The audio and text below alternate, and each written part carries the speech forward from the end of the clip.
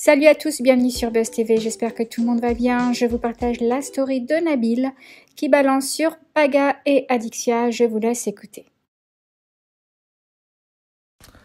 Donc la famille, on va commencer la story sur Paga et Adixia, et pour que vous vous mettiez bien dans le contexte, on est à l'époque où ils viennent de se séparer, donc c'est les Marseillais en Australie.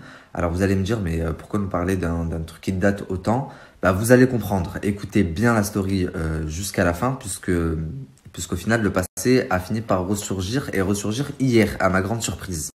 Donc ils sont séparés, Paga, il quitte le domicile conjugal, l'endroit où ils habitaient. Elle reste à l'appartement, c'était avant qu'elle emménage à Paris.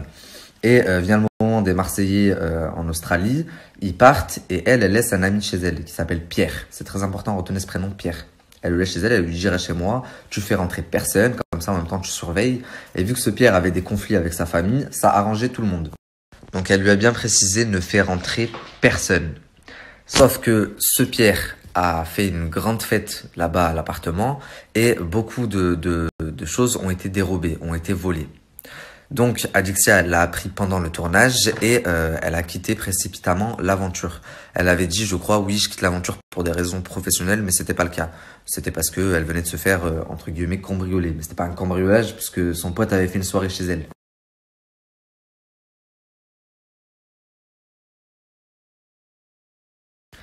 Donc elle rentre à Marseille, et, elle arrive chez elle et ce Pierre a disparu. Il est parti et il a pris le soin d'emmener avec lui tous les chéquiers qu'il a trouvés et les cartes bleues également.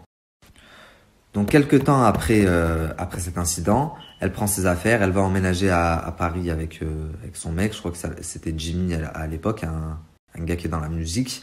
Et Paga est au courant de toute cette histoire parce qu'il le connaissait, le Pierre. Donc il sait que Pierre a volé à Dixia, qu'après il s'est barré, etc. Il est au courant de toute l'histoire. Du coup, c'est le moment où vous me dites, mais pourquoi tu nous racontes ça maintenant?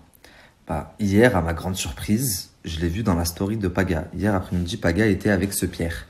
Il était également avec Greg, Naka, il y avait d'autres candidats de télé avec eux. Voilà, on voit les copains, mais de loin, on est de loin. Ça va les copains? Voilà. Allez, on va se faire un petit bain. Donc je me suis dit que c'était bizarre. Qu'est-ce qu'il fait avec eux, sachant que Paga est censé avoir la haine contre lui, sachant qu'il y a beaucoup de rumeurs concernant la relation qu'il avait avec Adixia. En plus de ça, il a cambriolé leur ancien appartement et tout. Donc je me suis dit, qu'est-ce qu'il fait avec Paga et Naka et Greg et toute la clique? C'est trop bizarre. Je me suis un petit peu renseigné et du coup j'ai appris ce qu'il faisait avec eux. Et la tête de moi, ça m'a laissé sur le cul. Ça m'a laissé sur le cul parce que c'est un gars qui est instable, il a des problèmes avec la justice, il est interdit bancaire, il lui manque vraiment une case. Et ben vous savez quoi, avant que je vous dise ce que j'ai appris, je vais vous mettre sa page LinkedIn. LinkedIn ou Linky, je sais pas comment on dit. Vous allez voir à quel point il lui manque une case.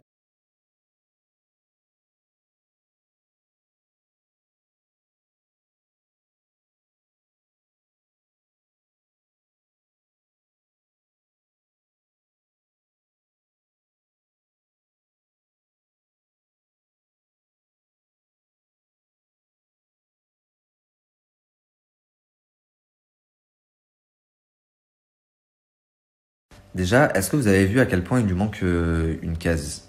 Je suis le meilleur ami de Paga, mais je suis l'ex d'Adixia aussi. Et j'ai fait de la prison parce que en plus il est fier de vous dire que c'est un petit escroc. Et il met en avant qu'il a fait de la prison. Je suis respecté, j'ai fait de la prison alors qu'il a jamais fait de prison. Non mais c'est quel genre de personne? Ce que j'ai appris, la famille, et ce qui m'a choqué, c'est que ce mec-là, il va rejoindre l'aventure des Marseillais. Donc en fait, Shona Evans et Banijé, c'est des jeunes merdeux là comme Pierre qui veulent mettre en avant à la télé pour qu'ils influencent vos enfants. C'est quelle mentalité, dans quel monde on vit, Wallah. Et ce mec, il lui manque tellement une case qu'il n'y a pas si longtemps de ça, je vous jure que c'est vrai, j'ai des enregistrements d'écran, je vous les mettrai sur Instagram parce que sur Snap ça a sauté.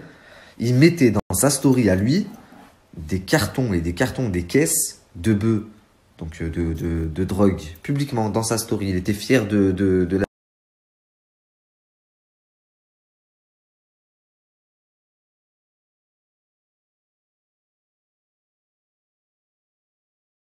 Enfin bref, j'espère juste qu'ils vont pas le mettre dans les Marseillais. Je sais pas sur quoi ils se basent, enfin sur quels critères ils se basent pour recruter leur candidat, mais là c'est grave. Je pense que c'est pas des jeunes comme ça que les parents ont envie de voir influencer leurs enfants. Donc je sais pas si c'est français ce que je viens de dire. Donc voilà. La famille, en parlant de Paga, ce soir, je vous mettrai des conversations où il parle d'Héloïse, la nouvelle candidate des Marseillais. Vous allez voir que cette petite Héloïse, elle n'est pas très très claire.